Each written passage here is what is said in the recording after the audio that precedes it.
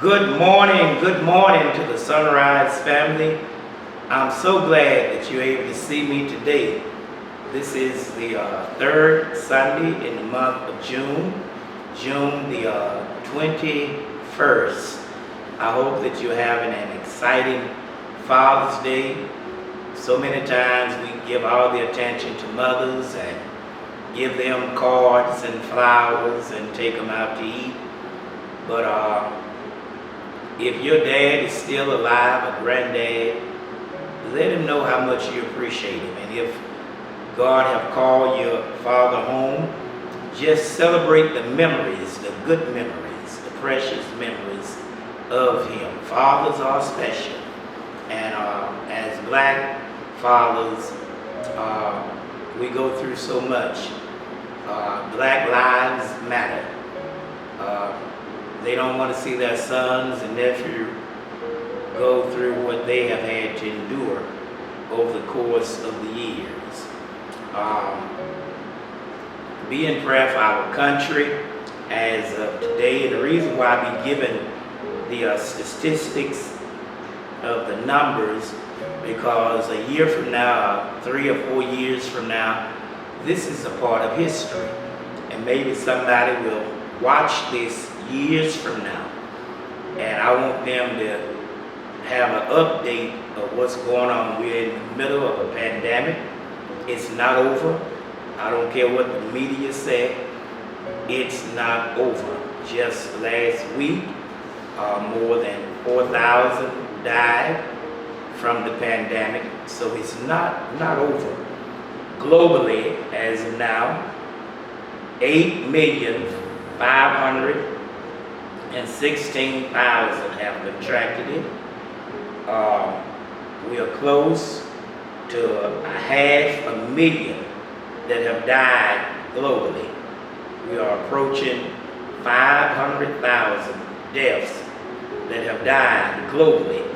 And in America, we have 2,300,000 have died that have contracted it in America.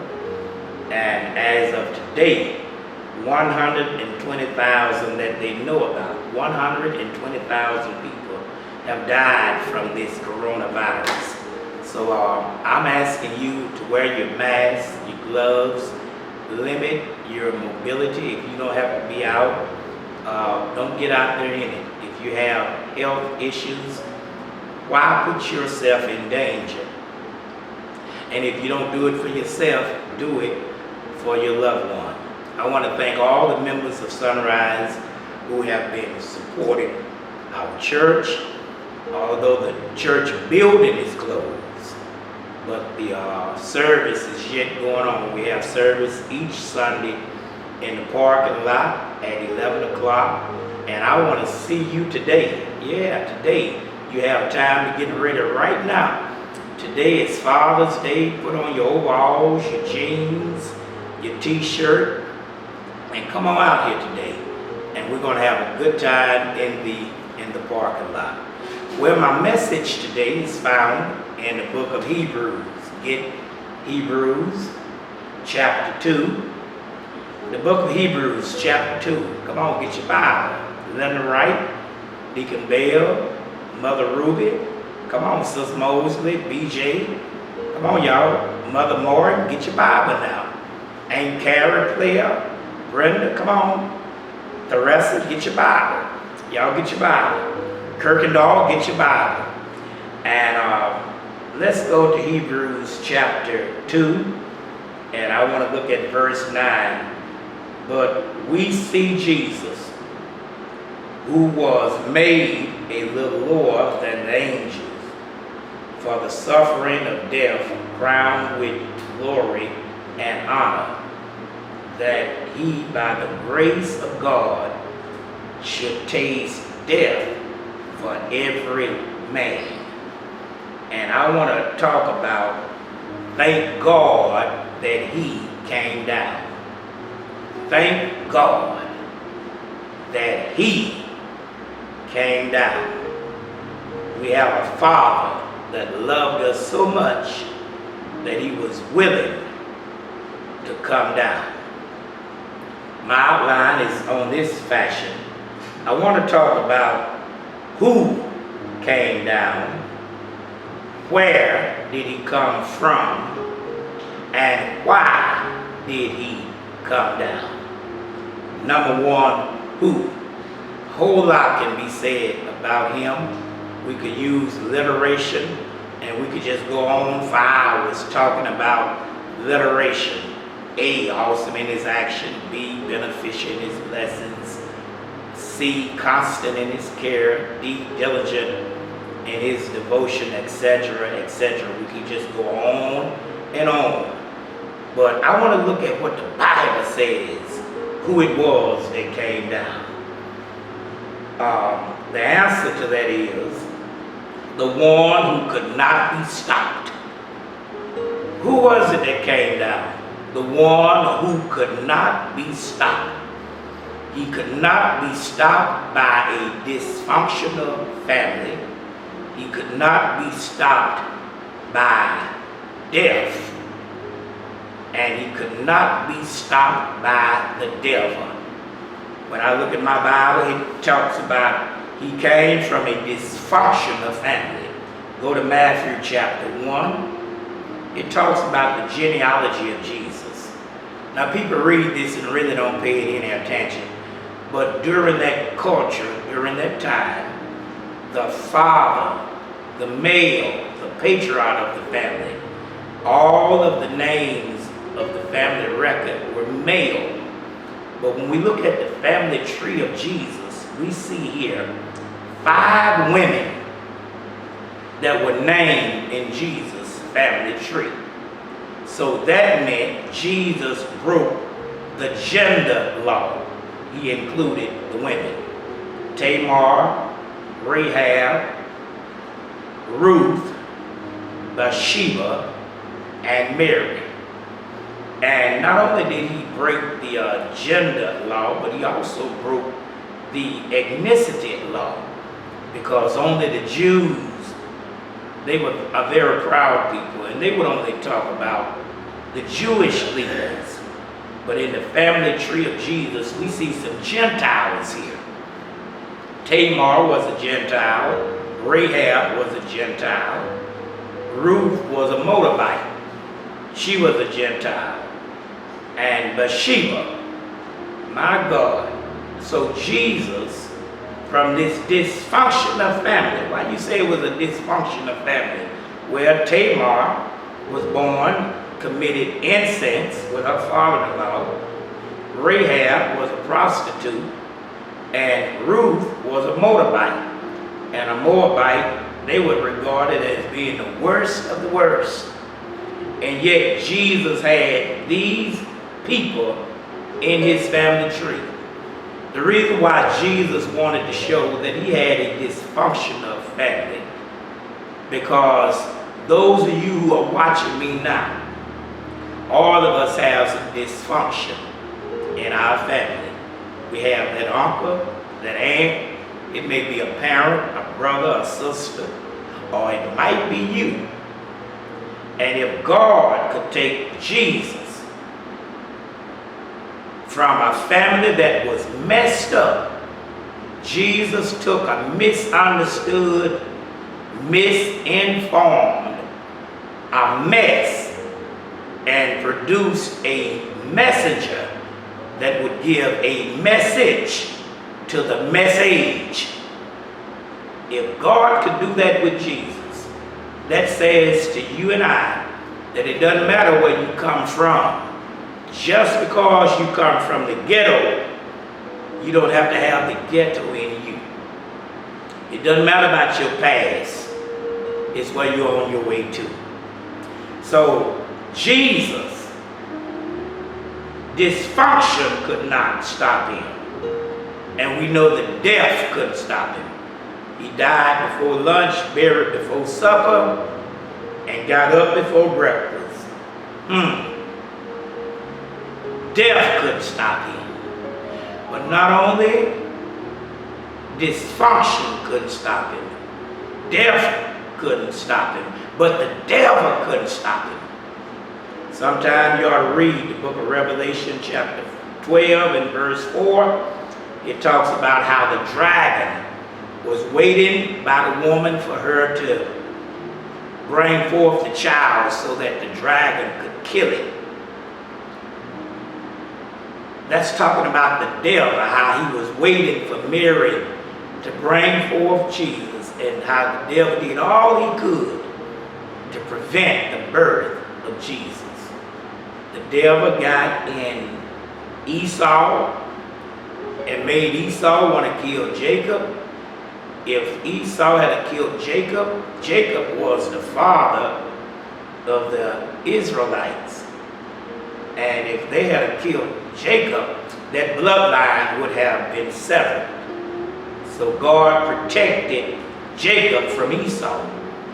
And then later on, Pharaoh, the devil got in Pharaoh and he wanted to kill Moses.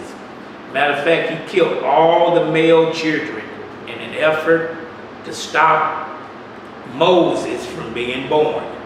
If he had killed Moses, they never would have left Egypt. The dragon tried to take out Jacob, he tried to take out Moses, and then when Jesus was born, the dragon got in Herod. And Herod tried to kill all of the male Jews, Jewish little boys, 2 years old and under, in an effort to get rid of Jesus. So death could not stop him. Thank you, Jesus. And you know what? You've been through a whole lot. And matter of fact, some of y'all are looking at me right now, you don't even look like what you've been through. Can I get an amen? Wave at me. Come on, Gwen. Come on, Belle. Come on, Sis Marilyn. Come on, Aunt Mary. Come on, Aunt Thelma. Come on, Mother Henderson. You don't look like what you've been through. You don't look like what you've been through. So, dysfunction, death, and the devil could not stop him from fulfilling his mission. He's the one who could not be stopped. That's number one. Number two, where did he come from? And we can talk about how he came from heaven and how he came from the side of the Father. And we can talk about how he came through the 42 generations. But simply put, he came down. That's what he did. He came down. There are 7 levels in heaven. The highest heaven is where the throne of God is. The 6th heaven is where the living creatures are. The 5th heaven is where the archangel dwell. The 4th heaven is cherubims. 3rd heaven are seraphims. The 2nd heaven, they are the ministering angels. And the 1st heaven are the guardian angels. So Jesus, for him to come down, had to descend from the 1st all the way to the 1st. He had to come down from the 7th, 6th, 5th, 4th, 3rd, 2nd, 1st, and then he stepped into the spiral nubia. And after he stepped into the spiral nubia, he stepped into the universe. And after he stepped into the universe, he then stepped into a galaxy. And after he stepped into this galaxy, he stepped on a planet, the 3rd rock from the sun. And after he came to this planet, he went to a certain continent. And after he went to the continent over in Europe and in Asia and in Africa, he came all the way down, God Almighty, to the land of Palestine. And in that continent, he bypassed everywhere else and came to Jerusalem. And in a little community outside Jerusalem called Bethlehem, he was born there. He came down. Let me show you what I'm talking about. At one time he sat on the right hand of the Father, but now he comes down and he lays on hay in a manger. At one time he was over angels, but now he comes down, and the Bible says he's lower than the angel. David told me to tell you, what is man that thou art mindful of him? For you have made him a little lower than the angels. Jesus came down, the one that owned the cattle of 1,000 hills, and yet came down and said, I'm hungry. The one who measured the waters in the hem of his garment, and yet he came down and said, I'm thirsty. The one that owned all the gold and silver, all of the onyx stones and the sapphire stones, the precious jewels. And yet he said, the foxes have holes, and the birds of the air have nests. But the Son of Man, Deacon Wayne, Deacon Kirkendall, Deacon Barnes, have nowhere to lay his head. He came down. Well, maybe you still don't get it. Go to John chapter 6. Come on, go to John chapter 6. John chapter 6 says, this is Jesus talking.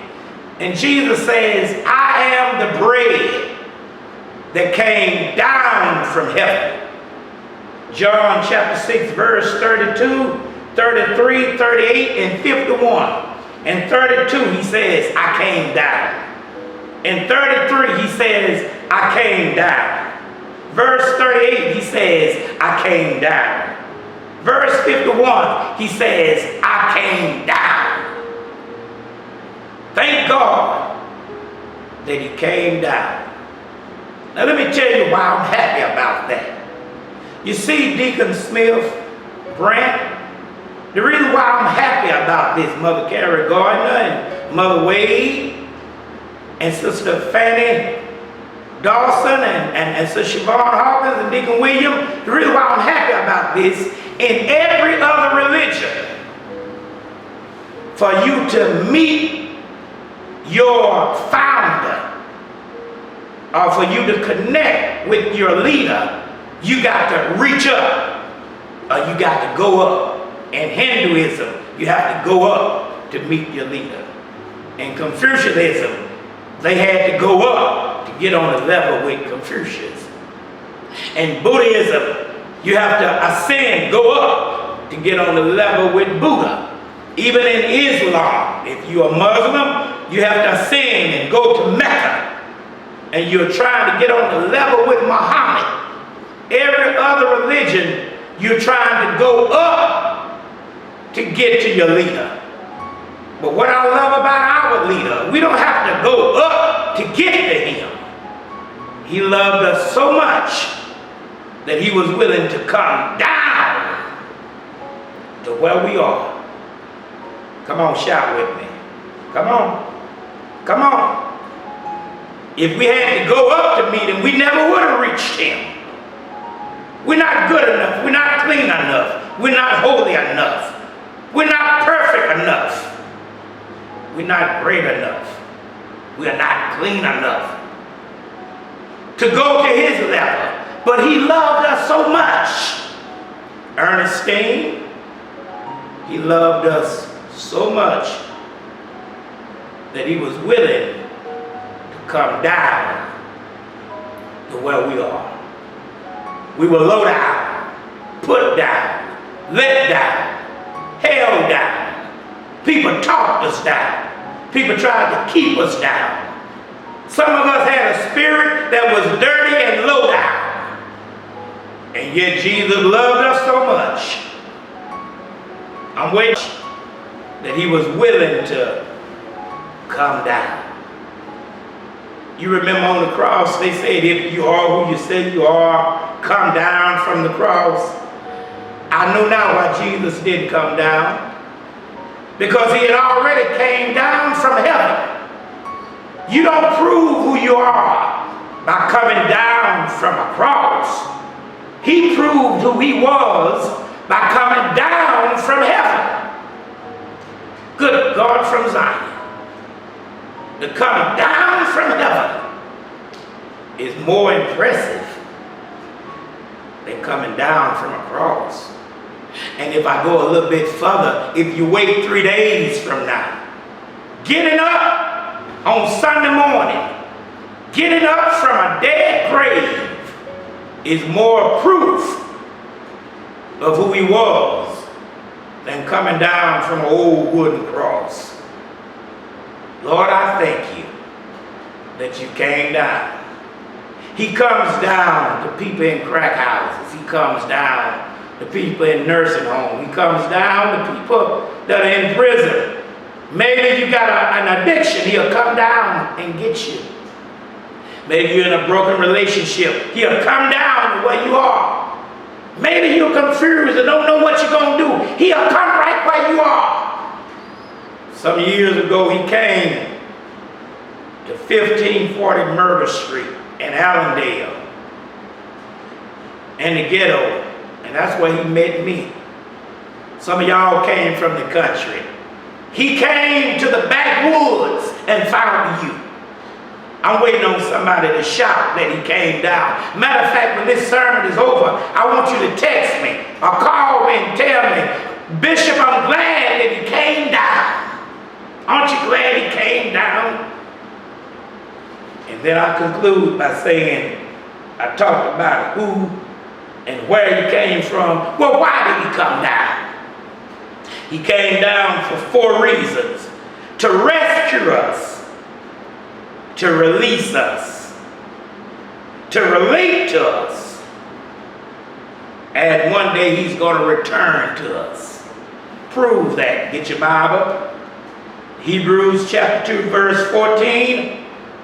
He rescued us, for it says that through death he might destroy him that had power of death, that is the devil, that he might destroy him.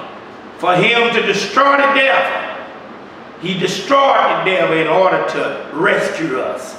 Sometimes people become prisoners, a hostage, and they don't send in the police. They send in what they call the SWAT team, Special Weapons and Tactics. And the SWAT go in and rescue you. When someone is in the military in a foreign country, they are sending the Navy SEALs or a special order. They're sending a special group with the Black Hawks. You understand what I'm saying? Special forces will go in and retrieve that civilian or that American citizen to rescue them. But when Jesus came to rescue us, he didn't have a SWAT team with him. He did not have special forces. He did not have a Black Hawk helicopter or a Tomahawk. No, he didn't have that. He did not have the Navy SEALs, but he came all by himself to rescue us. And not only did he rescue us, go to verse 15, and delivered them who through the fear of death, he delivered them. That means he released them. Not only did he rescue us, but he released us. That word delivery. You know, people shout over cars and houses and money and their status, but when the last time somebody shouted over the fact that I've been delivered? He delivered me. If you can't shout over being delivered from something, it might be that you're still struggling with it, or you're still bound to it. He rescued us. He released us. And verse 16, he relates to us. For it says he took not on him the nature of angels, but he took on him the seed of Abraham.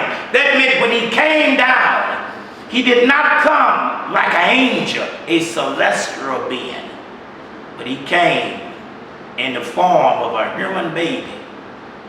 That meant he's tempted like us. He suffered like us. He felt pain like us. He cried like us. He got hungry like us. He was tempted like us. He bled like us. He feel what we feel. He knows us better than we know ourselves. He's one that came down. He identifies with us. If you don't love him for nothing else, you ought to love him because he came down to where we were. I remember Katrina, and in my mind I can see for more than 5 days, 6 days, President Bush would not come down. They did not come help the people. They would not come down. And we got a president now. People are right outside the gate crying because they are hurting, going through what they are going through. And instead of him coming down to show mercy to the people, he's turned tear gas on them and turned soldiers loose on them. He won't come down. But thank God we got a God that loves us enough that he showed compassion on us, that he comes down. And then I'm done now. Why did he come? To rescue us, to release us, to relate to us, and one day he's going to return to us. Yeah, he's coming back now. Soon and very soon, we're going to see the King. He said, I'm going away and I'm coming back to receive you. So if you got anything in your heart against somebody, you ought to ask God, Lord, forgive it. If you still talking about people, still hurting people, folk going on with their life, and you holding all that stuff in you, you need to let that go. Let it go. And get yourself ready so that when he returns, you be able to meet him and see him face to face. We here at Sunrise, we love you so much. We hope this lesson has been a blessing to you and yours. Let me pray with you before we leave. Lord, I thank you for this message. I thank you for being a God that came down. We could not come to where you are. We could not ascend to your level. But you loved us enough. While we were yet sinners, you died for us. We ask that you would heal this land and continue, dear God, to bless everyone under the sound of my voice. Bless those in Louisiana, in Texas, in Oklahoma, in Arkansas, Mississippi, Florida, New York, California, whoever or wherever they are right now. Help us to be mindful of the fact that you loved us enough to come down to where we are. We love you. God bless. If this message has been a blessing to you, call me, send me a text. Let us know you appreciate it. Until next time, at Sunrise Baptist Church, we love you so much. God bless.